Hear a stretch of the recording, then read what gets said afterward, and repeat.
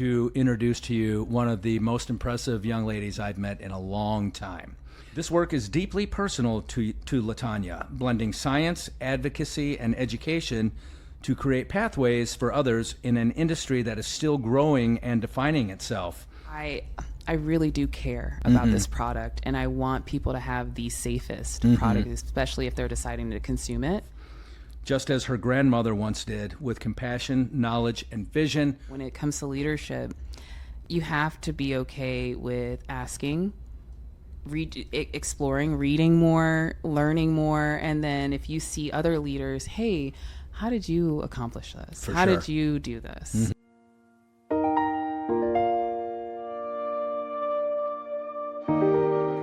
All right, welcome everybody to this episode of the Elevate Your Leadership podcast with me, your host, Bob Pizzini.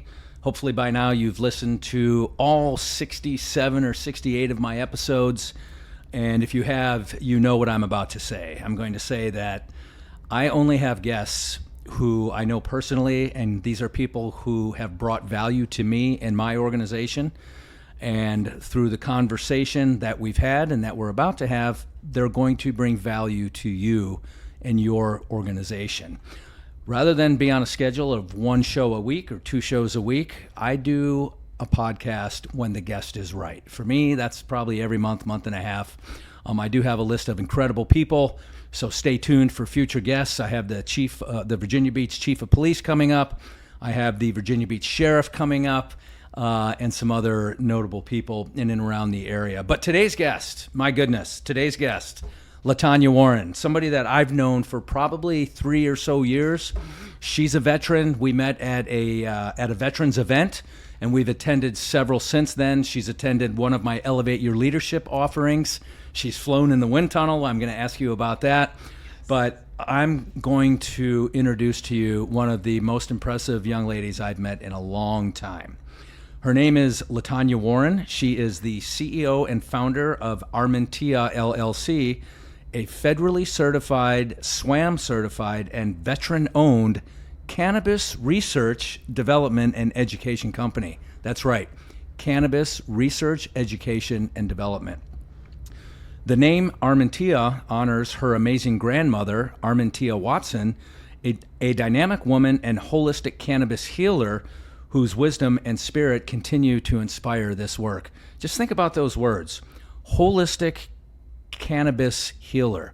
This implies a history. This dates back. This goes to, I'm not sure what the word is, but this is like not medicine and laboratory. This is people living the life and experimenting and absolutely and working with what they had to work with at the time. So we're going to dig into that big time. Latana and her team are committed to advancing cannabis education and opportunity. They proudly partner with Roanoke College, the first and only college in Virginia to offer a bachelor's degree in cannabis studies, to provide the required training course for individuals preparing to work in dispensaries. Latana holds a master's degree in chemistry and currently serves as lab director at Green Alliance Labs, a state-accredited cannabis testing facility. She also serves on the Cannabis Advisory Task Force Board, appointed by Mayor Dyer of Virginia Beach, and as Research and Education Chair for the Cannabis Small Business Association. This work is deeply personal to Latana, blending science, advocacy, and education to create pathways for others in an industry that is still growing and defining itself, just as her grandmother once did, with compassion, knowledge, and vision. We have another mutual friend, Adam Dobbins. So yes. Dobby's been on the podcast. That's a great episode as well. Dobby owns a store called Grow Depot, and cultivating cannabis is among his many offerings. So, absolutely. Latana Warren, welcome to the Elevate Your Leadership podcast. Thank you so much. Thank you so much for having me, first off. For sure. I'm very excited to be here. Already seeing like so many points I want to point out. Like Adam, amazing. Yeah, for love sure. Their story, love their store. Yeah. But yeah, and then I'm just honored to be here. Thank you. Well, good. We've been talking about this for a while, and I know the kind of probably after the second or third time we were in the same forum together, and you and I got a chance to talk one-on-one. I was like, wow, I really have to have Latana on the podcast at some point. So This is super cool. So, and obviously we've chatted quite a bit, and I know about your very, very interesting upbringing and history, and I always start my show by getting to know our guests, and we get to know our guests by starting out with your upbringing. Where did you grow up? Even though I already know the answer to that question. For the viewers, for the if you're watching or listening, where are you from, and what was that like? So I have to start with Midwest, right? That's where I went to high school. I'll dance backwards, right? Illinois. It's a small town, O'Fallon, Illinois, or Scott Air Force Base, Illinois. Sure. Did a lot of my upbringing there. My mom was very young when she had me, so I was raised the first 9 years by my grandmother in Canada. So my first 9 years, we were just, back and forth. But my parents are amazing. She was able to, at 16, still go to nursing school, then become a nurse practitioner. So that's why I have to give both, right? Where am I from? A little bit of a mutt, but okay. Yeah. So Armentia, Grandma Watson, does she live in Canada today? Yeah, no. So unfortunately, she passed away in 2014. Okay. And but yes, she did. She in between Indianapolis. I know it's a lot, right? Yeah. But Indianapolis and Canada. Okay. Both my grandparents. Okay. So did she teach you how to play hockey, being a Canadian? No hockey. You know what's funny is guitar. Ah, cool. So my grandfather was electric and she was acoustic. Wow. So I thought, I always loved it. I love music. I played piano and clarinet, but everyone thought that, and I'll just be real. I can be real here, right? Of course. Being a black woman, they're like, "What do you know about a guitar?" So I'm like, were you hitting the Hendrix licks? Or? I'm trying, not doing well, but I thought I was doing pretty good. Okay, all right, cool. Well, I'm a kind of a ad hoc drummer, so maybe the Latana and Bob band, Right? we'll put it together. So that'd be a lot of fun. Yeah. So you grew up in one area geographically for a certain part of your childhood, and then another area. You had music with you the whole time. Absolutely. Super cool. Any sports as a kid? Yes, track and field was my big one, but just to dance that back a little, I did hikes with my grandmother all the time. Oh. And when I got to middle school, I started with cross country. Loved it, but the only part that I loved was the end where I got to sprint. Okay. Yeah. All right. I mean, I keep up, but my coach was like, "You have a really awesome kick. You just got to sprint," and that ended up being my favorite part. Okay, so that was your thing. So were you like a dash runner? Yes. Okay. 100, 300, and then the hurdles. Okay. So I was able to go to the Peary State Games when I was in high school, and that was really fun. Fun. Yeah, Okay. that was Cool. Really fun. Can you still do hurdles? Have you done them recently? No, we're not. I'm in my big 30s now. I still love running. Okay. But I haven't had to, jump over a hurdle. Okay. Not physically. Yeah, I would say in the figurative sense. Yes. Yeah, we jump over them every single day. Every day. Yeah. Okay. All right. So, and then your first job. Ooh, oh my gosh, Sonic. Really? I had to think about that. I was like, oh my gosh. Okay. Yeah, Sonic drive-through, skates and everything. No kidding. Yeah. Wow. So Illinois. you would deliver out to the vehicles? I did, yes. Okay. It was so fun. And was that Indianapolis or where was that? No, that was in O'Fallon. So that was Illinois. Yeah. Yep. Okay, cool. I was 15. I did some little work like with parks and recreation when I was younger, but if someone just like you did asked me my first job, it was Sonic for sure. Okay. All right. Any others during high school? Oh my gosh. Parks and Rec, but yeah, Parks and Rec. So high school was just Sonic. Okay. I think college is when I really started to explore other things like, mess up. Yeah. Right? And so, like, oh, I'm at Olive Garden, and then I'm calling my parents, oh, I left Olive Garden and now I'm, here at Walgreens. Yeah. So, yeah. Okay. All right. Interesting. And then at some point, either during or after college, you decided to join the military. We're going to get to that in just a second. Yeah. But I want to go back to Armentia just a little bit. Yeah. So your grandmother was, what's the term for a practitioner, the practitioner that she was? Yeah. So my grandmother was amazing. But yes, what I like to say, just to keep it light and fun, because she was that type of person to always be just open, smiling all of the time, is that like you is that it was during a time where, yes, it was not legal. So we use terms like unlicensed botanist or things like, right? Or, and then cannabis healer. But I don't like terms like black market or anything like that, because it was definitely deeply spiritual for her. Okay. And for the folks that she would help in the community. Okay.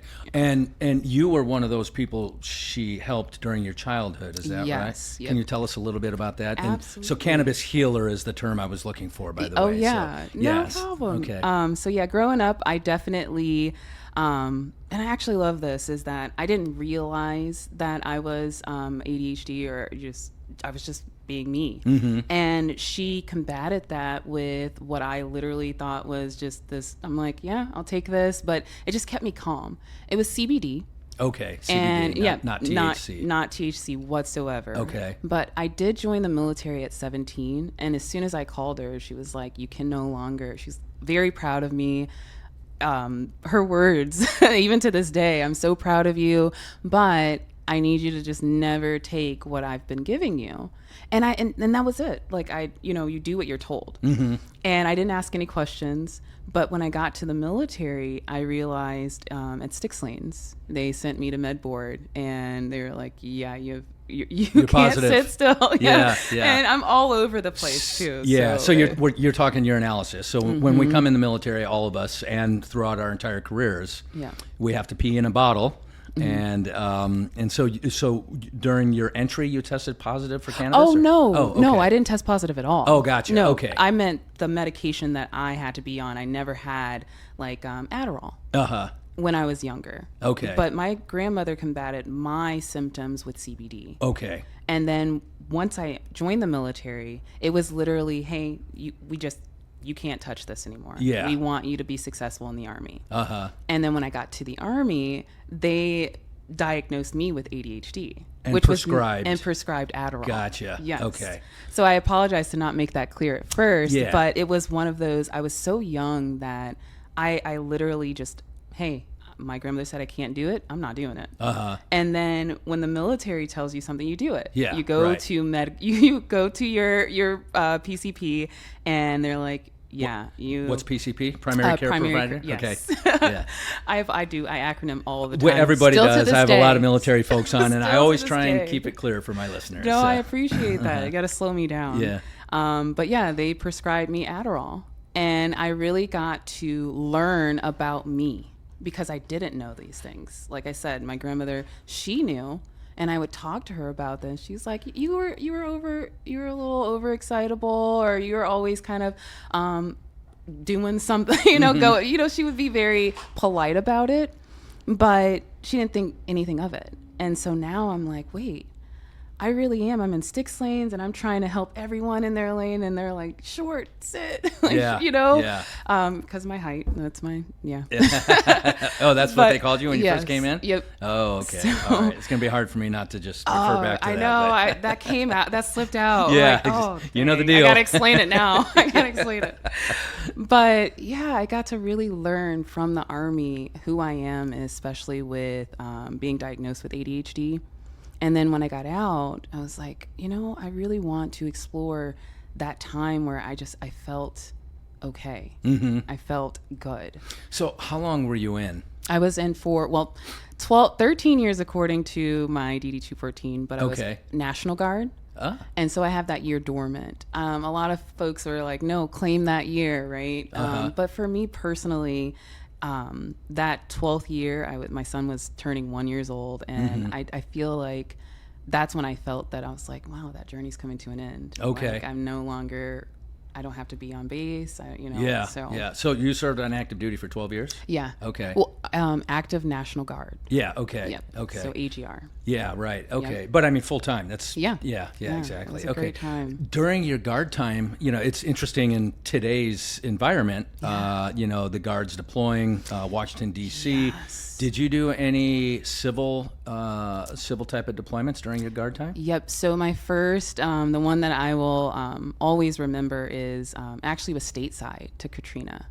So that was a big one for me. I was still young, but it definitely opened my eyes to the world. For sure. It Wow. was, and we did cleanup. And as a medic, and then I was just transitioning to HR specialist. it was a pivotal moment for me. For to sure. See. Yeah. And you were how old at the time? I was 19. Wow. Yeah. Yeah. Wow. 19, you're in the Army for 2 years, and you are on scene at one of the most catastrophic events to ever impact the United States. And we were, of all places, they started us at a Six Flags, and it was heartbreaking. Yeah. It was heartbreaking. Wow. Yeah. How long were you deployed to New Orleans or wherever you were? Yeah. We were there. So we did a 2 stint. So we went for a month. Okay. And then instead of the 2 weeks in the summer that's required for National Guard, we actually stayed for an additional month. So a total of 3, but we had a break between May and June. Yeah. Okay. Yeah. Wow. Yep. Wow. Any other notable deployments? Yeah. I mean, I wouldn't say notable, but very, yes. I'll speak on Germany. Cool. And then we did my attachment when I was attached to the 375th. We would do different rounds. And what I mean by rounds is that we would make stops. It would go San Diego, Ohio, Guam, and then pick up ambulatory. So I never want to claim something other than what I've done. And this is when you were a medic? This is when I was on the medic side. Yeah, yes. okay. Yep. Wow. And I was at Illinois State University at the time. And in between there, I would have to drive to Springfield, Illinois is where I was stationed. And then we would do little stints. Poland was really awesome. It was really fun. It was great for training, but that is, I feel, was one of the best moments is training. Mm-hmm.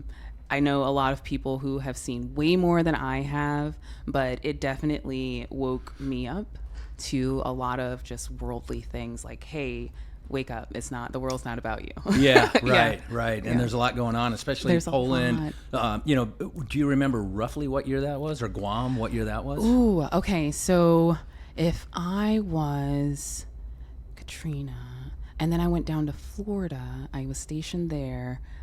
Florida is when oh my gosh, you're dancing me back. Yeah. Oh my goodness. Well, Katrina was 2005, I think. Yep, I had just graduated. Okay. Undergrad by the skin of my teeth. Okay. Skin of my teeth. Hey, you know what they call those people? Graduates. Yes. And so this was after. So after 2005, I moved down to Florida, Gainesville, Florida, with my at the time boyfriend. We had just graduated, and I had started my stint in right in Gainesville, my AGR. AGR. Yep. Active Guard. Active Guard. So Okay. Active Army Guard. And we went for a year. That was 2006. 2007. Is when you went to Poland or Guam? Yes. So we did the training in the summer in Poland. Okay. And then, so that was actually my second time. And then we did, it was after. I had to fly back up to Scott Air Force Base. Okay. So I was like, I'm familiar with this place. That's Sure. great. And then we did our stint. And then we Okay. would come back, and then I would just be landed right back in Florida. Okay. All right. And when you were in Guam, because I was stationed in Guam for 5 years. Really? Yeah. So how long were you there? Like a day. Oh, really? So every time we made that trip, Yeah. we would be there for a day, unless, and I'm going to say this, guys, do not hurt me, the plane broke down. Right? Yeah. Of course. They always do. It always did. Especially in the good spots. Oh my goodness. I'm like, So- the navigation's down. Half a day to all my Chamorro homies out there. So half a day is the greeting on Guam. Yes. Yeah. Oh my gosh. So, I'm sorry, I won't keep going. but No, keep going. It was- That's why you're here. It was so funny because you know how you don't know what you don't know, and you're hearing these terms, and then I saw a T-shirt, and it was like, what does this? What does it mean? And I was like, actually, I want the shirt, and I want to know what this means. For sure. Because it's like right when you get off, you're going into like the NEX or anything, and I'm just like, I'm hearing this like 12 dozen times. Right. What is this? That's funny. That is so my funny. God, I love that. Yeah, I was there for 5 years. We went through two typhoons. Yeah. The second typhoon wiped out power and water for 38 days. It was called Typhoon Chatahan. Like it's one for the record books. But Yeah. But 5 years out there in a super cool tour. That's amazing. So you're in the Guard. Yep. You're going to school. You graduated college. I did. And what was your undergrad degree? Biology. Okay. Yeah. Very cool. And you moved to Florida. Like, why? And then what happened next in the life of Latanya Warren? Young and dumb.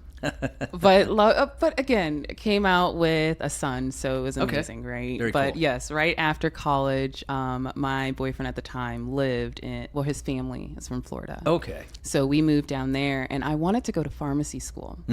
I didn't start right away. We literally had, got to go through the drama parts. But I was able to get a position in the military as active guard. That was my first, like, hey, I need to get this done. Because, again, young and dumb, but it was good money, right? Yeah, So right. I'm like, 1 weekend a month just isn't enough. And I knew the guard, right? Like, even when I was going through school in Illinois, they would be very, what's the term I'm looking for? Just very supportive. For sure. Very kind. Yes. Like, hey, she's got an exam. It's all right. So, like, I just felt very familiar. Yeah. And so that is what I was saying. Like, in college, I think I explored a lot more. Okay. Starting at Olive Garden, then at Walgreens before I became AGR, and then getting that or finding that slot for active duty guard. Okay. So I definitely got to do the young and dumb parts of life. So is that when you transitioned into HR? Yes. Okay. Yep. That's so a big change. It was huge. Yeah. But it wasn't as hard as it sounds, right? Because when you're active duty guard, yes, you're a medic, but there aren't a lot. I mean, if you look at the Air Force and being attached to the 375th, there's maybe 500. And so when you're stationed or sitting there, I'm like, well, I might as well learn paperwork. I'm really good at it. It kept my mind occupied where I could be as detailed and anal as I wanted to be. Wow. And I loved it. Yeah. And so then after a while, you have your people coming like, oh, no, Short knows how to do it. Wow. She'll know how to, Wow. and that annoying paperwork that no one loves to do. I loved it. No, hey, organizations need people like Oh, that. my As gosh. somebody who employs 40 people, there's people on my team who, like you just said, they're good at it. They enjoy doing it. And my goodness, we need people like that. I'm not that enjoyed person. It. Like, no, I did. I enjoyed it. It got me to sit at the desk and not, go nuts, right? Just sitting in my head. Yeah. Even, with training. So if there's nothing actionable going on as a medic, I'm sitting there. I'm like, I wanted something to do. I want to just clean up. Yeah. There's one time, I'll tell this quick story. I'm organizing the pantry with the canned goods. I'm just like, I'm just going to organize this whole thing. Very cool. Yeah. I wonder how long that lasted. Okay. Yeah. So at what point did grad school, enter the Yes. picture or, where were you? Yeah. How did that happen? So, unfortunately, I was getting a divorce. We were here in Virginia Beach, and I loved it. Our first stop was North Carolina. Okay. And then we ended in Virginia Beach. Okay. So I did marry, he was Air Force. Uh-huh. And during that divorce, I was like, I want to figure me out again. Because at that time, my son was born. I had been out of the military for quite some time. And so I decided to go back to school. Okay. Now, little did I know that being away from school so long, that I would need to take undergrad credits. So on paper, I have 2 bachelor degrees, chemistry and biology. So I decided to do chemistry and then finish my master's, which I just finished last year. Very nice. In chemistry. Yeah. Wow. Very cool. Yeah. So chemistry, and what was your intent with a master's in chemistry? Teaching. Okay. 100%. I know. Like at university? Or? Yeah. Okay. I wanted to teach at the university level. Okay. And what I planned, and this is no joke, I was like, all right, if I have to get a second degree or second bachelor degree, I'll get chemistry, but I'll also take the courses required in order to be a teacher. Uh-huh. At the time, again, going through divorce, I wanted to make sure that I had something to fall back on, aka a job, right? Okay, for sure. Right? Yeah. So I wanted to teach, and I knew I did. So if I had to finish with a bachelor's or a second one, I knew that I could teach at the K through 12 level. Okay. But ultimate goal is to be a professor. Okay. But thank God I was able to finish my master's and teach. So we have biology, chemistry, teaching. Yes. I haven't heard the word cannabis yet. I know it gets there. So funny part is that I did not realize that in grad that you can pick your research, right? In undergrad you can. Now let me be very clear. I am very much so do as you're told type of person. And it wasn't until grad school and after my divorce, I'm like, I want to know more about cannabis. And so I went to my professor, pitched, presented my proposal. Project, yeah. Yes. And I got approved. The very first with an approved cannabinoid research proposal. Wow. In the university. And I was cannabinoid. Cannabinoid. So for our listeners, yes. Can you define cannabinoid? The fun part. So when I say cannabis, right, most people, and what I'm referring to is THC. But when you say cannabinoid, you speak on the entire plant. That includes hemp or cannabis sativa, right? It's all the same plant species. So hemp is in there, THC or cannabis is in there, CBD, cannabidiol, or you have CBN, which helps you sleep. Is that CBD? Yes. Cannabidiol? Cannabidiol. Okay, cool. Cannabidiol. There's one. And CBD. there's another one. I bet you nobody on the planet other than chemists. I'm hoping so. Everybody knows CBD. But I know. And I walk around, I'm like, you didn't know that? Cannabidiol. Yeah, no. But yeah, CBN. So there are so many compounds within this amazing plant. And so when I'm saying cannabinoids, I'm looking at the full spectrum or the entire plant. Gotcha. Okay. And doesn't the human brain have like a natural cannabinoid receptor? It does. Endocannabinoid receptors, your CB1 and your CB2. It's right there. And then it helps with pain, any stressors that you may have. This is what is activated to help get you through those. So yes, it is innate in your body. So what is the hormone, or whatever the right term is, that's the right term, that the cannabinoid receptors are naturally programmed to work with? Yes. So and that is the right term. So you can hormone or enzyme, right? So your CB1 and your CB2 is what is binding that, and it's naturally. And again, I love using the term innate because it's been a part of us. We're built that way. Yeah. And so when you're taking any of these products, CBD especially, it is activating that. It's that innate hormone, right? Or that enzyme. So you are saying, hey, or you know what? Let me back up and do an example. Okay. So if you have type 1 diabetic or a type 2, unfortunately these are both bad things or awful things that a person has to experience. Well, that means that their pancreas has failed, right? So you're giving yourself insulin in order to function. When you're low on your endocannabinoid system and then you're partaking in CBD, CBN, THC, that is up until, supersaturation, you're saying, hey, let's reactivate. It's, these things, you're helping yourself claim and heal. So you're claiming that pain, yes, it's there, but my body needs help in order to heal. Is CBD a prescribed I don't know if drug's the right word, but is it prescribed for diabetes? It is. No, Okay. It is not. So that was just my example on how to explain endocannabinoid system and how when you're partaking in cannabis products, where that's going and how it's going to help. Okay. But when it comes to prescribing, I love to answer that question. On the veteran side of the world, CBD, yes, it is covered. But on the THC, but when it comes to THC, it's a lot different. For sure. Exactly.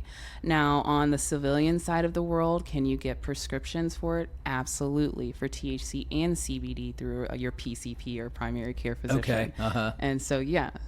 So let's go back to the cannabinoid receptor in the brain real quick. Yeah. So what hormone in our body are those receptors designed to work with, or is there such a relationship? So not that has been confirmed. Okay. So right now, when it comes to the endocannabinoid system, we have our receptors, the CB1 and CB2.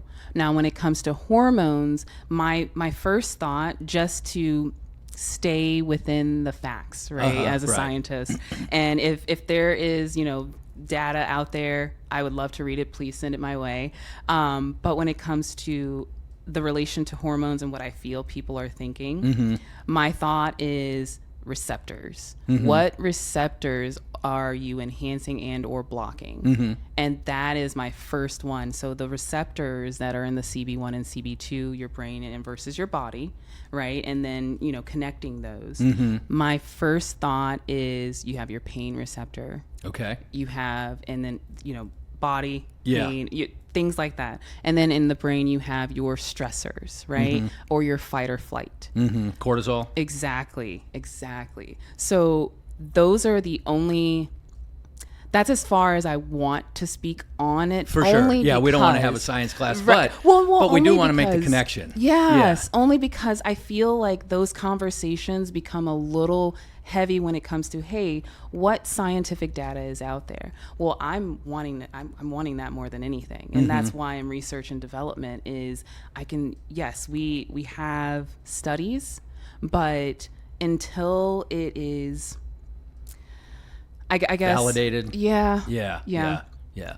Just because I want to be careful, Yeah, for sure. Yeah, you don't want to make claims that haven't been validated. I'm totally get that. Just as somebody who lives with chronic pain, and we were talking about this a little bit before I hit record. Yep. And I live with chronic pain, but I know so many veterans that have so many different syndromes, or chronic pain, or other things, and these CBD treatments, these cannabinoid treatments, also the psychedelic treatments, all this is being explored, a lot of it with great success. Exactly. I haven't personally tried CBD for my lower back pain, but I'm willing to try anything. And anybody who lives with chronic pain, and it's not just military people, obviously, but that's the community that's getting a lot of attention, because there's a lot of people from the last 20 years who have suffered greatly, but anybody who lives with chronic pain is willing to really try anything, short of the oxycodone type stuff. I don't believe in that. When I had back surgery, it was prescribed. I never took it. Yep, same. I haven't had back surgery or anything like that. I broke my ankle, had to get pins, but I was like, no, I don't want to. I don't want it. So there's a medicinal use. Yes. Is essentially what we're talking about here, and so you, going back to the professor who said, absolutely do some research on that. How did that then? What were your discoveries, and how did that shape your thought process going forward? Absolutely. I love that question, because this is, and this will tie into CBD, right? Right now, years ago, CBD, people were thinking, it's just pot. Yeah. And then even if they took it, they're like, nothing happened, but it's for anti-inflammation, or like, it does help for anxiety. It does help.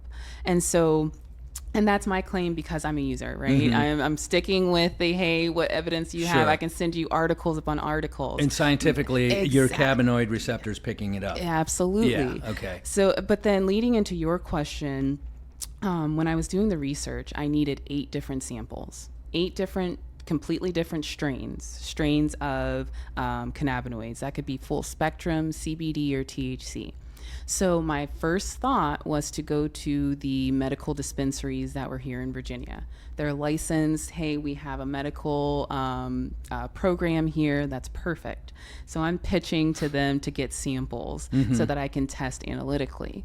And what I found, and this is unfortunate, and it's not saying anything about the medical community, but it was very new at the time, is that when I did those tests, the products weren't coming out clean. Okay. Right. And what I'll stop right there and make a quick little snippet is that all products have to be tested. And that's testing for microbials, water activity, because it's consumed. If it's for human consumption, I think, yes, it needs to be regulated and tested. Similar to other food products. Tomatoes, anything. If you're going to be selling to the masses, it should be tested to ensure. And so when back to my grad study days, I found that they weren't clean. So I'm like, okay, I'm not going to make any assumptions or anything. I just want to reach out to these facilities. And when I did, they're like, oh, come and do tours, or come and, meet our scientists and things like that. And I was honored. Okay. But what I discovered is they're hiring, at the time, the best of the best. but they had no idea cannabis. They were amazing biologists, amazing chemists, and again, best of the best. But it felt like every dispensary I would go to, they were looking to reinvent the wheel that didn't need to be reinvented. Mm-hmm. So here I am, and I'm talking to one particular, and we're still great friends to this day. And I was like, wait, why don't you do this? Why don't you do that? And they're like, and he's like, well, what do you mean? I'm like, well, if you grow this strain and grow this one and you do this, and you know, we just started having a conversation. And he's like, how did you know that? I was like, actually, my grandmother. Wow. I was literally like, I thought it was like everyday knowledge. Yeah. I was like, wait, why are you pulling it this way? Why aren't you doing an ethanol extract? Why aren't you doing this? Wow. And so it was just so, the conversation to me to this day was still so fun to have, though, because again, you're watching them put together what, you know, and their knowledge.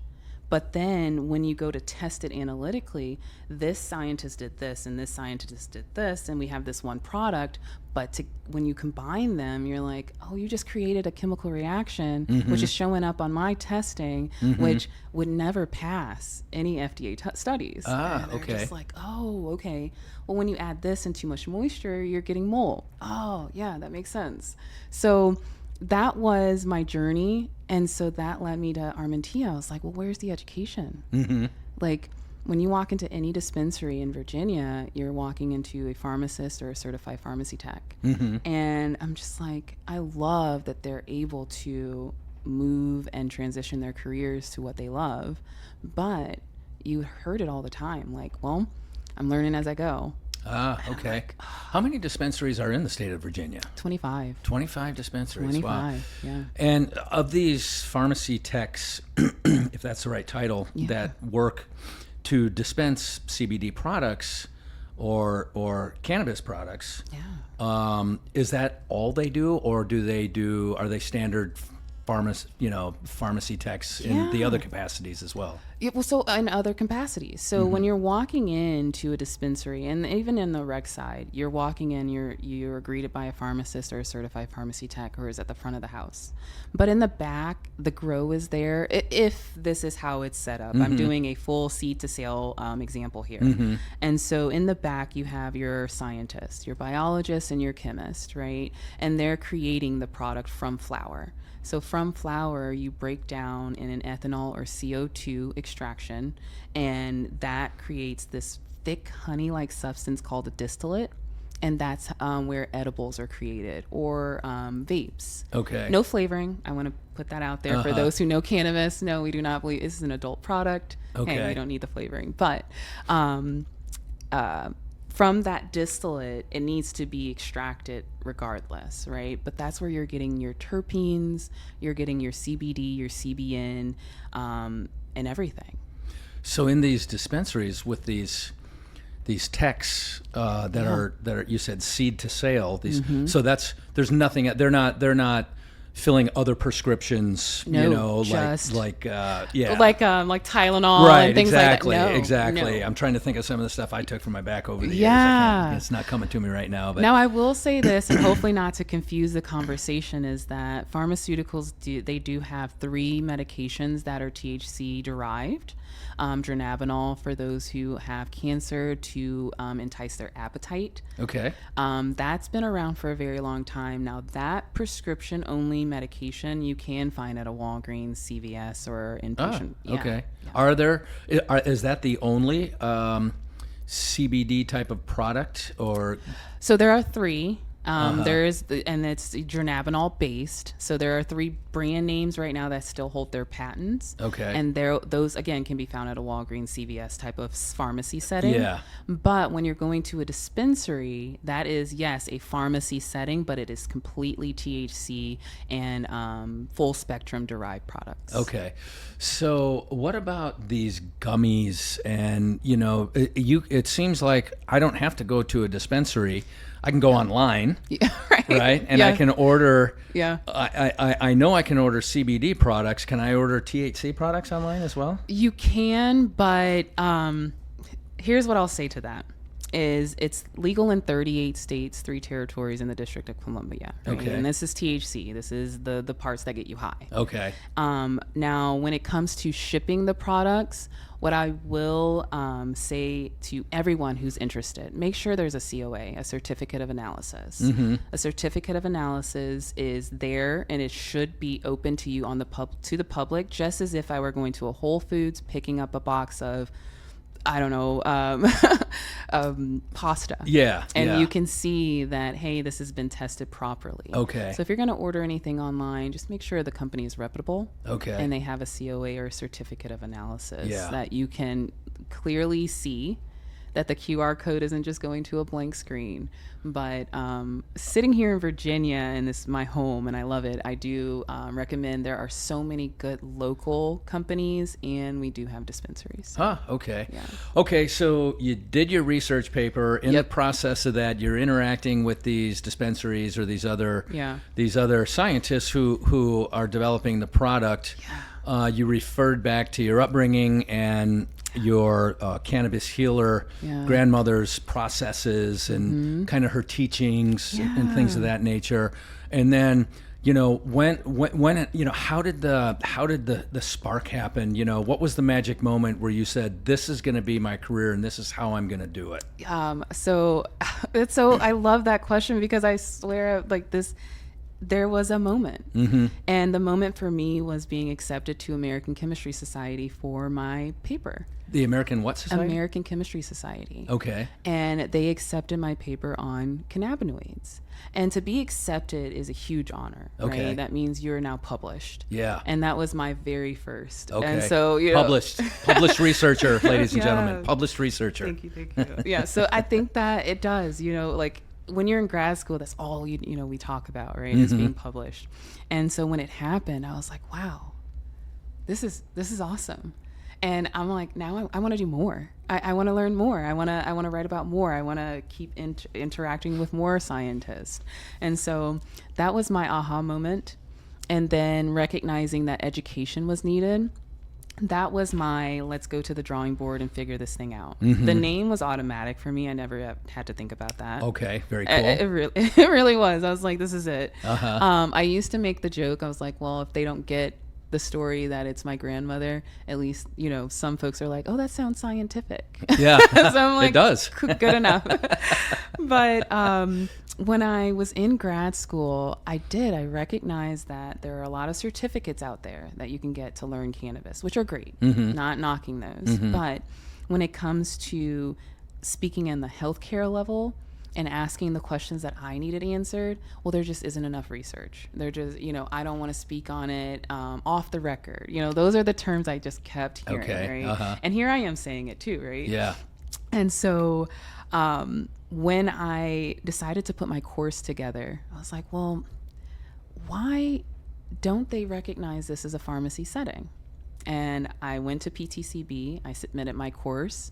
PTCB? Yep, Pharmacy Certification Technician Board. Gotcha. Yep. Okay. So they are powered by the NABP, the National Association Board of Pharmacy. Okay. I took my course to them, got a lot of kickbacks, feedback. I have to remember to use that word instead. Yeah. Right? But then they approved me. Wow. They approved my company to teach the certified pharmacy course that is required before you take the national exam. Okay. With a cannabis. Statewide or nationally? Nationally. Wow. Yeah. Wow. And it was just one thing then that led to the next is American Chemistry Society, huge honor. Then PTCB saying yes, and you can go online and my company is right there and you can click on my name and it goes to my website. And I'm like, that is so awesome. Wow. They're recognizing that this needs to happen. So when did you formalize? Like, when did you establish Armentia as an LLC? Like, what year? Yeah, so I started it in Florida in 2020, but I really didn't really, and then that whole COVID thing happened. Now, what's crazy is that at the time I was living here, but my parents, my mom works for the VA, and I was using her address. Okay. I was like, I'm going to use your address. I'm going through divorce, whatever. Yeah. And so, but I love to remind myself that this idea started in 2020. I did formulate, but looking at Virginia when I transferred everything was 2023. Okay. Yeah, All I right. really started seeing an influx in students and support. So I'm like, no, it needs to be here. Okay. Yeah. So it's been a Virginia LLC for a couple years now. Yeah. And what are some of your main, contracts, or, who's paying you? Yeah. Makes sense. So I'll first start with PTCB. Okay. My course, what I charge all goes to me, which I'm very grateful for. But I include a lot in that course. And so I hit my 1,000th student 2 months ago. Wow. Congratulations. Thank you. And when it comes to other contracts, one of my first was with Virginia Beach. I was able to go to the libraries around here and teach about cannabis. Mm-hmm. One of my favorite questions I got, well, which part do you smoke, this leaf or this bud part? And I'm like, oh my God, I love this. But it was curiosity, right? Yeah. And there's no stupid questions. So I absolutely loved that contract with the city of Virginia Beach. Okay. And you're on the mayor's task force. We read that in your bio. But I know statewide there's a task force, or I think it's the governor's commission, if I'm not mistaken. And so do you participate in that? Yes. So I would love to. I'm just going to say it. Maybe it'll come to fruition. Sure. Right? For the VCA is the Virginia VCCA, Cannabis Control Authority. Okay. And that is by the governor. Yeah. There is a board that I would love to be on. I've spoken with them and the folks on the board plenty of times. Okay. Gotten to really know them, help them through the metric RFP, request for proposals. And that was really fun. Okay. So I'm definitely hoping that there is a future spot. I know that there's a couple of board spots that may be opening. So okay. All right. Very cool. Yeah. And we're going to obviously in January have a new governor. You're right. And it's going to be a woman governor. How do you feel How about this? that? And it might be a black woman governor. Oh my. So yeah, well, I'll tell you what. So I know Winsome Earl Sears. Yeah. Not like she calls me every day and says, "Hey Bob, what do you think about this?" But she was active with the chamber kind of before she was real active in politics. I'm real active with the chamber. Yes. But how do I feel about it? I feel great. Yeah. She's an immigrant. Yeah. She's a Marine. Yeah. She's a go-getter. Oh And I default to, like, I'll give you an example. We're having a significant addition done to our home. Okay. And when we were interviewing all the potential contractors, they're all great. Like we had this list of 4, and any one of them would have been a great pick. Yeah. And one of the tiebreakers for me was one of them was a Naval Academy graduate. You know, and served on active duty for 6 years. Yes. And I was like, there's my tiebreaker right there. There it is. is. No, I love this. Yeah. So with Winsome Earl Sears, who you need to come on this podcast, Lieutenant Governor. So I've had. Yes. Yeah, there we go. We go. Who wouldn't be inspired? I'm so inspired to read about her bio, especially when things start to heat up. I'm like, let me really get into this. And I'm a reader, so I really love what I'm reading and the work that's being done. So I'm like, this is sounding good. Yeah. The future is looking cool. good. Yeah. Super cool. Yeah. All right, folks, we're going to take a quick break. As a matter of fact, I think I'm going to go ahead and do the first break myself. And I'm going to talk about this super cool shirt that I'm wearing. So this shirt is made, or the model, the brand, I should say, is American Lineage. And this shirt wicks better than any other athletic shirt that I've worn. But I have them for a daily wear. Obviously, I've got my iFly logo on the shirt. It's very comfortable. Very fashionable. Yeah. But the best thing about this shirt, this American Lineage t-shirt, is that American Lineage is a company that was started by a friend of mine named Nate Mills. And Nate is a former Navy SEAL. Nate got out after, I want to say, 12 years or so, and he was driven to start this company, much like you were, Latanya. Yeah. And he started this incredible company called American Lineage, and he makes these athletic t-shirts. And all of the materials within the shirt are manufactured or produced or developed within the United States. So when we talk about American lineage, he's true to his brand. Every part of this shirt is grown or produced or manufactured within the United States. That's amazing. So go ahead and find AmericanLineage.com. You can learn more about the product. You can learn more about Nate, who is a very good hockey player and a very good golfer. The last 2 events I participated with Nate in were a round of golf and a game of hockey, and so he's great at manufacturing these shirts.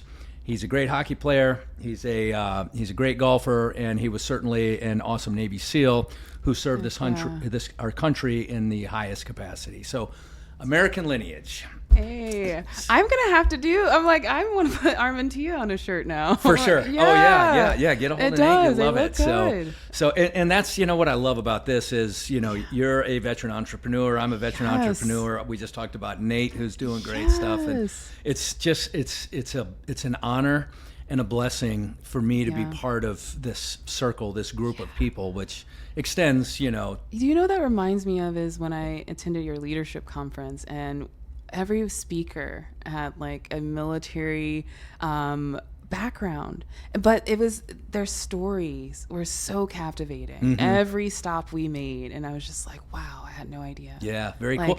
Oh my God. And thanks for the plug, by the way. So she's talking about one of my Elevate Your Leadership events, and on that particular one, we like Jimmy when we did the knife build. Amazing. Yeah, amazing. We did some really cool stuff, and the next event is coming up. Go to robertpizzini.com and look at events, and you'll see that in this month in September. Now this podcast is going to run in perpetuity, but for September of 2025 is the next Elevate Your Leadership event. So oh my gosh. Thanks for I love that. Thanks. Yeah, it was literally the best time, and just to have all of the speakers share so willingly, and where I was in a position as far as like, all right, I need to be proud to say CEO and founder.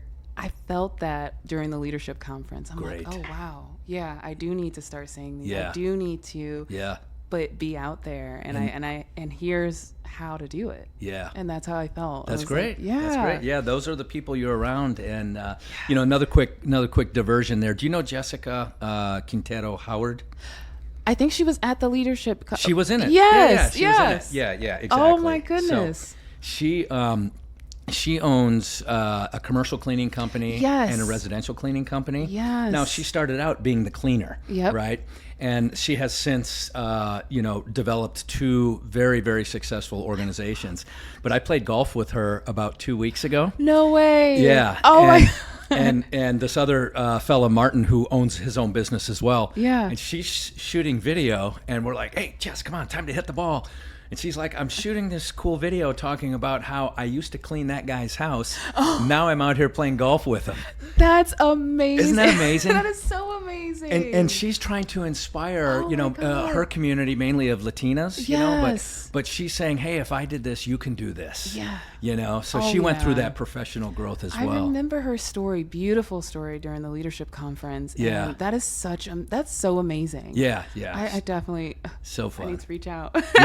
Yeah, absolutely. So thanks. Oh my God. Thanks for bringing that up. And then, during that event, I'm going to get one more plug from you here, and then we'll get back to your life. No, I love this. So that event was actually a special event called the High Flying Mastermind. And with all my events, though, it includes the flight experience here at iFly Virginia Beach. Yes. And so you had the flight experience, obviously. You want to talk about that a little bit? Top tier. Yes, of course I do. We had 3. We were like, hey, you get 3 times in there. And I was ready. Like every time. So you know how you're sitting in the line and you just keep inching forward. I'm like tapping. I'm like, yes. It's so fun. Like if you have not tried, you have to. And this is for everyone. You have to try. First of all, yes, I've jumped out of a plane before. So that already intrigued me. You walk up these stairs, you see this big tube and you're just like, yeah, I need to do this. I need this in my life. But the part that I love the most is the organization. It's great. And when you get in there, he's like, just fall in and then trust the process, right? And as soon as the guy that's there grabs you by like the straps and takes you up, it is like, We call that the high flight. They take you towards the top my of the flight chamber. gosh. Yeah. The experience of just being, the wind is hitting your face, and it just takes you in that moment, and you're just like, yeah. You're this is probably amazing. you're probably the right person to discuss this with, because so that's the high flight. And what happens, and I see this every day. I mean, I see this 30,000 times a year. We have 30,000 visitors. Yeah. But I see this every single day. And what happens is the instructor takes a hold of you after you fly by yourself for a little while. Yep. The instructor takes a hold of you, and he takes you about 40 feet high in the flight chamber. Yeah. And as you start to go up, your brain says, fear of heights, Yeah. roller coaster, Yeah. the thing in my stomach. But yes. And none of that happens. It doesn't. Because the wind is fully supporting you the whole Yeah. time. And so it totally tricks your brain. Yeah. So talk about these cannabinoid receptors, Oh right? my gosh. I think I love that. Yes. Yeah, I think like, I don't know if it's serotonin or oxytocin. Yeah. Something's getting dumped into your brain going, I don't know what this is, but I love it. Exactly. Oh, see, the terms I want to go into, those hormones, right? I'm like, oh, I said not, I get it. The research is not, but yes, that disconnect. And then once it's connected, you're just like, I love this. Yeah. And so I want to talk about the wind part. Okay. As soon as I'm up there isn't a fight or flight moment, but it just becomes you're just free. Mm-hmm. And I'm just sitting there, and then you get to just pay, like, yes, they give you the training of where your arms need to be, make sure you're relaxed, but it just automatically does that. Yeah. Because your brain is just like, take this in. Yeah. Yeah. Take this in. You get this free moment to not freak out, nor just, just let it ride. Let it happen. Let it happen. And love it. Yes. Yeah. Oh, so cool. It is. All right. Well, thank you for that. We love talking about iFly Virginia Beach on this podcast, Heck yeah. obviously. And if you roll back to the beginning of the podcast, you'll see a wonderful iFly commercial. So, Hey. Okay. So you have been operating your company in Virginia for 2 years now. Yeah. You have several contracts, I guess we'll call them, several clients and sources of income, etc. Ooh, can I mention one that I didn't? 100%. Yeah. So my I guess one of the larger ones that I've ever done was Westminster Canterbury. A Love retirement community. a very large retirement community here in Virginia Beach and throughout the state of Virginia. You're serving cannabis to our retirees. I have to bring them up because they're amazing. But yes, I put that contract together introducing Westminster to Pure Shenandoah. Pure Shenandoah, they have their state owned and operated. Okay. Amazing products. I was able to put that contract together. And the beautiful part is that they had a problem. And the problem is that when things were opening up, there are interested users, right? Mm-hmm. But 44% of users, or studies have shown 50 and older.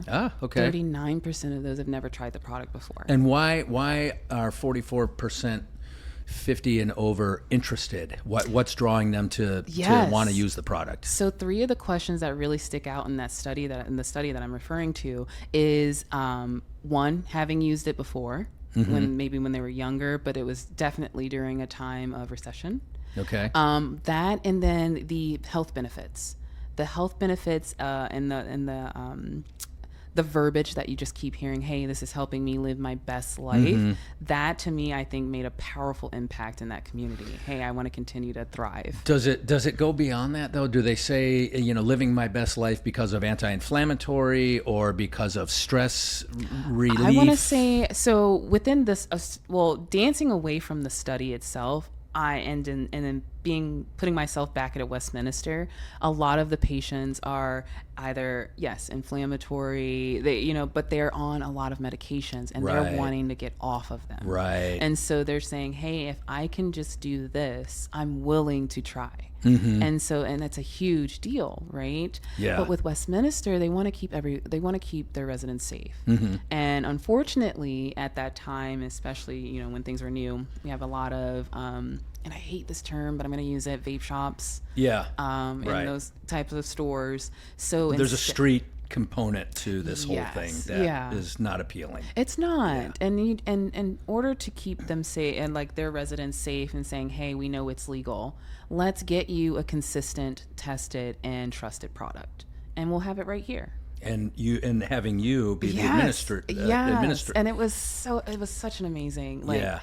just to be able to educate, and they actually have a nurse on staff who actually went through the training with the ANA, American Nursing Association, and they have a cannabis component in the ANA. Wow. So it was such an amazing learning experience. It was my first largest contract that's still going on today. Active client. Very cool. Yeah, and wow. I'm you have to get over to Atlantic Shores. I know. Oh my gosh. You know, it's so funny that you said that, is I've heard so many people say that. And I was just like, I feel like once that happened, I'm like, well, now I'm going to go focus on the education part. But I do. Well, I'll tell you why I mentioned Atlantic Shores. Atlantic Shores is the other major retirement community here in Virginia Beach. And shortly after we opened iFly Virginia Beach in 2015, we had both of those communities do a day trip here on the same day.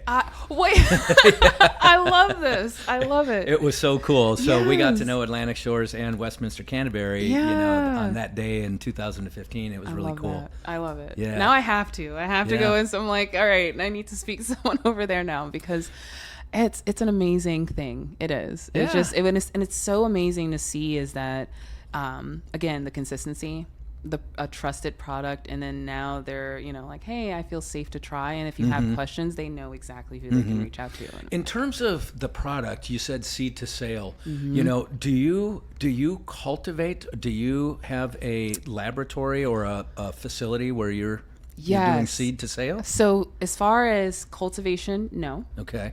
Testing is where that's my lane, is testing the product, but from seed to sale, it is tested. So I see cultivation, I see manufacturers, and I see retail side through the lab space. Okay. So before the flower is created into a distillate or even just sold as smokable flower, that's where I see it on the cultivation side, and I'm testing it. Okay. On the manufacturing side, if the flower is sold to a manufacturer and broken down to that honey paste or that thick distillate, it's called distillate, I'm testing the distillate to ensure that it is safe for consumption.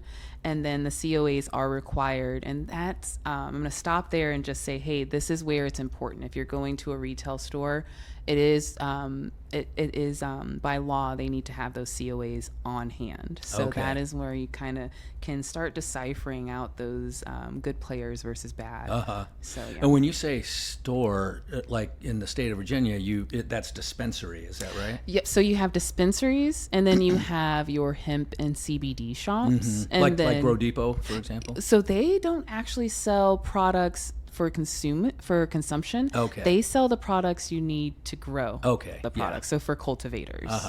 But there are retail stores that have CBD, THC, flower, edibles, and tinctures, and I call those more botanical shops. Okay, in Virginia. Absolutely. CBD shops like Earth Elements, they're right here near the boardwalk. Okay. We actually had the mayor there for the ribbon cutting ceremony, and it was really awesome. Yeah. But we had, again, those trusted products on the shelves. Pure Shenandoah, Kinesco, they're locally local owners and products here in Virginia. Okay, so getting back to Westminster Canterbury, so their source of supply, if you will, is from one of those legally operating entities. Yep. And then they have you as kind of the, administrator, kind of scientist. Yes, on the research side. So I stay back in order to just ensure that there is no conflict of interest or bias. I stay back, and there is a nurse practitioner on staff. Okay. But as far as data and publications go, absolutely. Okay. I want to get those surveys and those willing participants willing to share how this is helping and what it's doing. So you're kind of covering this thing from 360 degrees, it sounds like. So you're on the QA side, you're making sure that whatever their source of supply is meets all requirements, and it's a quality product. Absolutely. And then on the research side, you're gathering results. Yes. Okay. Yeah. Have you noticed any trends in the results? Absolutely. And one of the biggest one is the trends I'm seeing is what is more popular. And I'm going to start there because it is a huge one and what I mean is if there's what is being used more regularly? Edibles, capsules, flower, drinks. Right now, we have seen 3 different changes over the last 3 years. And what happened first was flower, but then at a retirement living facility, they may not want to smoke or, smoke inside. So then it became edibles. So Why do you call the smokable flower? Because I call it smoke. On the science side, there's smokable and then there's industrial. Okay. Industrial is used for biofuels and aviation fuels. That is not for human consumption. Okay. So that is where that term comes from. But flower? Yeah. Just flour, just meaning consumable, or what does flour mean? Yeah. I mean, I think of white powdery stuff when I think of flour. Oh, I didn't think about that. Yeah. Okay, thank you for thank you for that 'Cause I'm a visual. I'm a pizza maker. Got it. I never thought about it that I deal way. with flour all the time. I'm thinking 00 Neapolitan, by the way. I'm thinking of the bud. The bud that FLOWER. you ER, yes. See, I was like, wow, I got a visual. Yeah, and I yeah. never thought about Okay. anything other than that's- smokable flower. Wow. Thank you. Okay, gotcha. Okay, so back to the folks at Westminster. Yes. The flower, the bud, right? The smokable. The trend they're trending away from that, but that was part of what they were doing. Yes. So they are And that's trending. THC. And that's THC. Okay. So then they're going away from smokable flower and going to an edible, which is easier to consume. And then it can be created where it can bypass the liver and go straight to the bloodstream. So we started to see studies of where it can activate more quickly into the in the body. So that was a huge leap. And then what happened from there, from edibles, it turns into, okay, now we're seeing capsules being really popular in the purchasing. And hey, why are you choosing capsules instead of an edible? Well, a capsule can better pinpoint where an edible may take an hour before you feel the effects. A capsule, maybe it's nanoemulsified. Nanoemulsification just meaning the process in which it's made. It activates into your system more quickly. Yeah. But it's more controlled, right? You can really dial into a micro dose and work your way up. Okay. So we were seeing a huge influx on that. But then this year, what we're seeing is disposable vape pens that are easy push. No flavoring or anything like that, but they just want a discreet way to continue to smoke the smokable flower just in a distillate form. And the drinks. The THC drinks, you can go as low as 2 milligrams and just feel that body relaxation and the pain go away, but no head high. What's the name of some of those? Because I think I've seen those. Yeah. So there's Pure Shenandoah has a great one. Okay. And it's just a little 2 milligram can where it's very low dose, but it's and it's THC. It is. Okay. It is THC. And those are amazing. I'm more of a low dose, start low, go slow type. Yeah. So, and then during the day, if I feel any types of anxiety, I don't want the head fog, but I do want that anxiety feeling to go away. Okay. So, yeah. So then again, going back to the good folks at Westminster Canterbury, THC versus CBD, are they using kind of the variety of cannabinoid products? That's called full spectrum. Okay. You can have both CBD and THC in your product, and that's full spectrum. Okay. Right. But you can have just THC, which is the mind altering or the body and head high that you can get, that you'll feel, where CBD does not have those at all.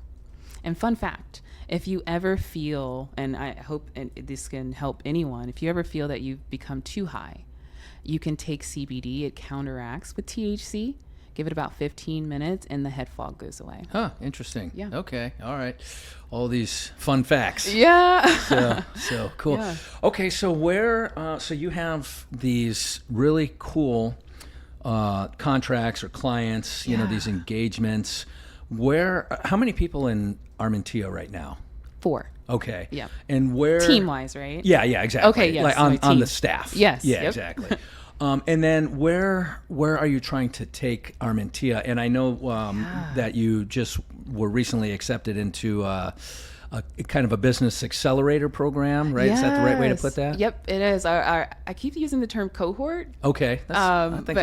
Is that right? Yeah. I hope it is. I'm Yeah. like, I'm saying it. I might be saying it wrong, but I use that term, I guess, because that's what I'm. Yeah, that's what it is. Yeah. It's but the program itself is called something. Yep, Founders Institute. And I have to say, thank you. So last year, we were going to talk about the leadership conference again. You had reached out, you're like, hey, and you established that connection. I applied last year and they were like, hey, we're in San Diego. We see your background. Did you mean to apply to the veterans cohort? And I'm like, yeah, and I definitely 100% did. And I actually got in just 2 weeks ago. So we're awesome. 2 weeks in. So thank you for that. And I had to text you because, you know, what's so funny? I was like, I hope it's not too late, but the cohort meets from 8 to 10 our time. Wow. Because they're in San Diego. Yeah. And I got so inspired by the meeting. We're meeting virtually that I'm like, I got to text Bob. Text him, thank you, because this was such a good. I was in bed. Oh, I know. I saw it at 4:30 the next morning. I am not a late texter at all. I'm an early riser, but I'm sitting there and I'm just like so elated. I'm just like, yes, this is amazing. Awesome. So it's begun then. Yeah. Okay. We're 2 weeks in, and they are all about that.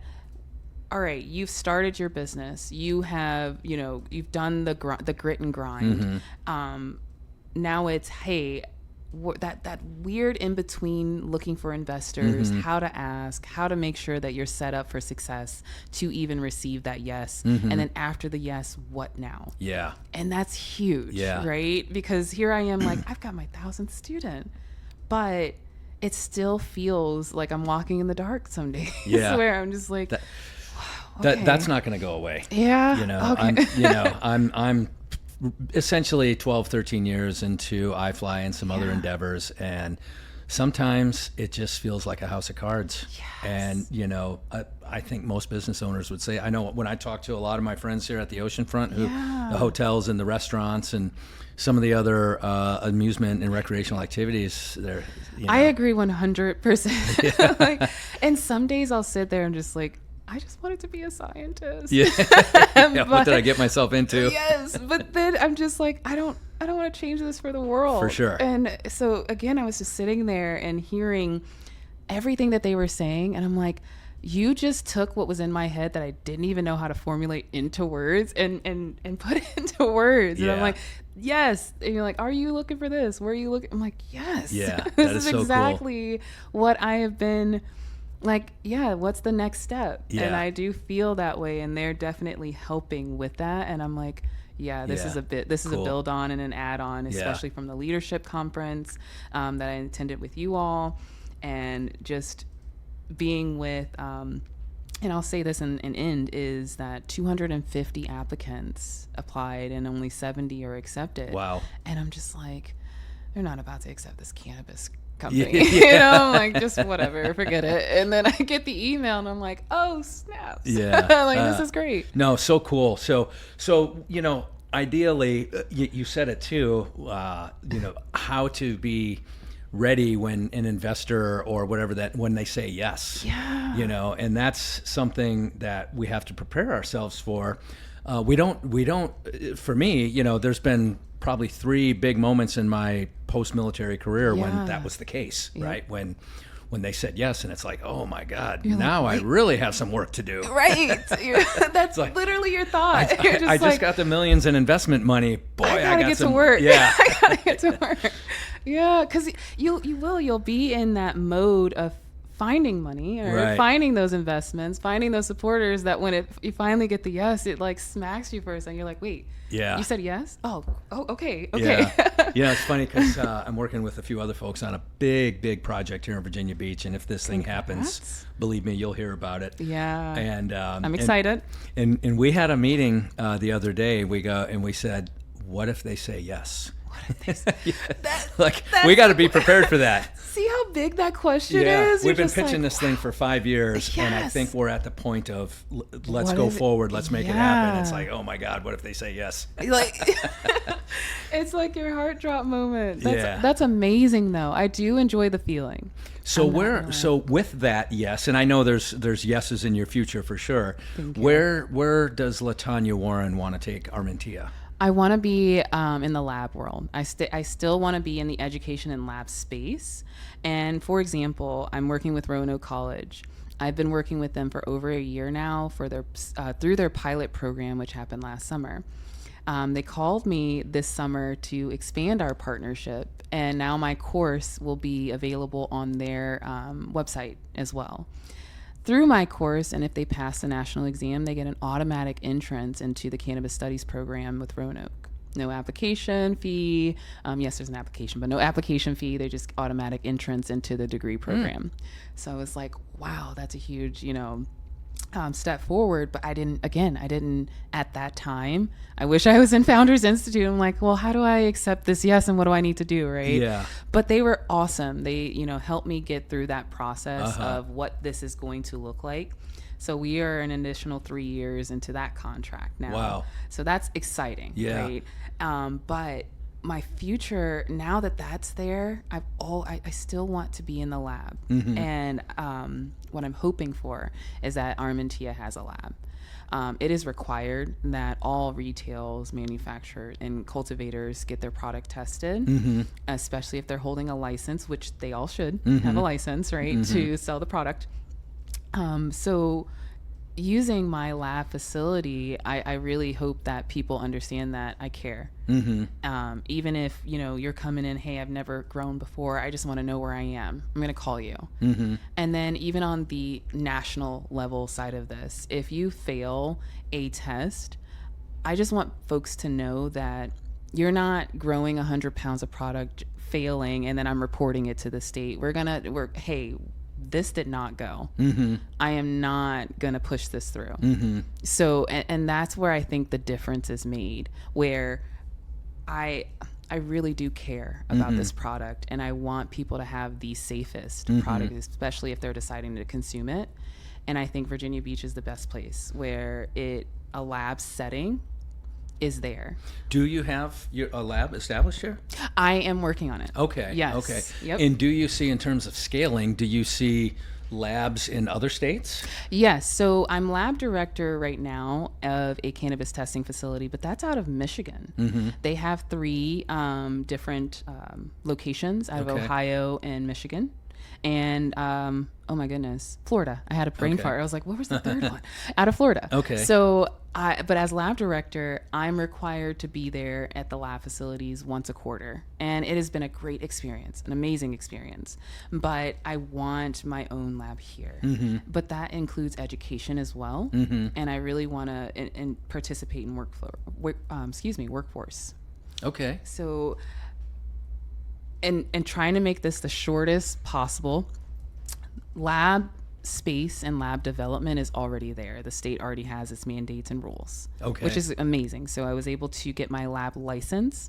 And then I think I wanted to, I wanted to start with the space after going through the paperwork. Okay. And that's what I've just learned over time. Go through the paperwork first, get your license, take your time and get all of those things, because you can move forward as fast as you want, but as soon as there's feedback, right, you're 30 days, you're going 2 to 3 steps back, and then as soon as you resubmit, that could be another 30 to 60 days. So that's what I was working on this year. Okay. Got that license, and now I'm working on the space. So that's what I'm hoping for the future, is that lab space is mine. Yeah, right. Yeah. Okay. And then that lab is doing testing for organizations nationwide? Yeah, absolutely. They'll say, hey, yes. ship it to Virginia Beach, or, we have to work with Armentia on this. Yes. And then those for large MSOs. MSO is multi-state operators. So they're all bringing their product to Armentia. It's being tested, and then they're able to move on to the next step. Next step being, if it's flower, it's going to processing, or hey, it's flower and it's going to retail. Okay. So there are 3 points of sale. and for everything that we do. And then full panel it's right around 400 a test. So it's reasonable, meaning that if you're doing 400 for a full panel, and I just get down to the nitty gritty of it, a pound is $1,800 to $2,200. Okay. You're seeing that return on investment, but you're also ensuring that you're providing a safe product. Yeah. Wow. Yeah. Okay. So then are there grow facilities, like authorized grow? Are there farms in the state of Virginia that have a special license? Yes, absolutely. Okay. So I'm going to start by this. There were over 1,400 cultivators in the state of Virginia starting in 2018, the 2018 Farm Bill. Okay. There are now 35 only in the state of Virginia. How did that happen? Sounds like state regulation. Yes. Okay. Yes. It weeded out a lot of folks when no it pun comes intended. to, right. Weeded out a lot of. Or no. Yeah. But yeah, it did. It went from 1,400, and that's amazing, right? Because hey, there are a lot of farmers here, but when it comes to the regulations of hemp, CBD, and THC, yeah, there are 35, and there's a list. I'm going to send it to you. Okay. Where you can see those folks. Now that's on VDAX. Okay. And it's amazing. Yeah. All right. Hey, fascinating discussion, Latanya. The one thing I haven't asked you yet that I ask everybody is, as this is the Elevate Your Leadership podcast, and you've lived, especially in adult life, where leadership was even in your upbringing, obviously, as you refer to your parents and your grandmother, but leadership's very important to you. You now lead a company that has tremendous growth potential. Yeah. How does Latanya Warren define the word leadership? Not being afraid to ask others for help. Love it. I do. I was afraid. I was that person, like, oh, if I don't know this, I'm obviously not, built for this then. But for me, leadership is just when you have people that rely on you. To me, I think it's such an amazing feeling. I'm also a mom, and I love that feeling every single day, even on the annoying days, right? Yeah, for sure. And so when I don't know something, I want to make sure that I'm learning it from the best. And I think that when it comes to leadership, you have to be okay with asking, exploring, reading more, learning more. And then if you see other leaders, hey, how did you accomplish this? How did you do this? Because, I don't want to reinvent any wheels, but I see what I feel is successful out of you. And I'm just like, are you willing to share? Because I definitely know, and I feel like I know where I am, but I definitely know that means I have a lot to learn. Yeah. And, and the best leaders, they know that. They acknowledge that, what you did today. We say in Navy Special Operations, the only easy day was yesterday. Yeah. Because you made it through. Whatever amazing thing we've accomplished, that was yesterday. And we're starting anew today. Yep. And that means we have to learn, we have to hustle. Yeah. We have to do all the things, it never goes away. Yeah. And especially when today feels like a house of cards, like I've got to really give this my attention, my undivided attention. So really cool. How can people get into, well, before I ask you that, is there anything that I haven't asked you that you think would bring value to the listeners? What haven't we discussed? I think we've discussed a lot. I'm loving this. Did you mention when your next conference is? Because I'm like, I didn't get the date. I'm like, did you invite me? Yeah. I believe it's September 24th. I'll have to double check. Okay, yes. I remember you said September. I was like, wait, I'm about to be like, so can I? Yeah. Coming up in just a few weeks. So I'll make sure you have the info and definitely. And if other people on your team, depending on how you want to handle that. So heck yeah. Yeah, super exciting. Okay. Yeah. Then how can people get a hold of you to learn more about what it is you bring to the public sector? Done. Yeah. So excuse me. I'm on all the socials: LinkedIn, Instagram. What's the other one? The book. Facebook. That was new. It's still fairly new for me. I've never had one until I started Armentia, and I was just like, okay, let me do this. But it's Armentia.com. Okay. And ARMIN. TIA. TIA.com. Armentia.com. Yeah, check it out. Armentia, her grandmother's name. So cool. Yeah, thank you. And then as far as socials, I do the same one, Armentia_001. Okay. The 001, I like to tell this story, so hopefully it's memorable, right? In the science world, no matter where you pull the decimal, you're still number one. Hey, look at that. So, Armentia_001. If you want to reach out to me, LTWarren_001. Okay. Yeah. Very cool. Latanya Warren, thank you so much for being on the Elevate Your Leadership podcast. Thank you for having me. I appreciate it. This is fun.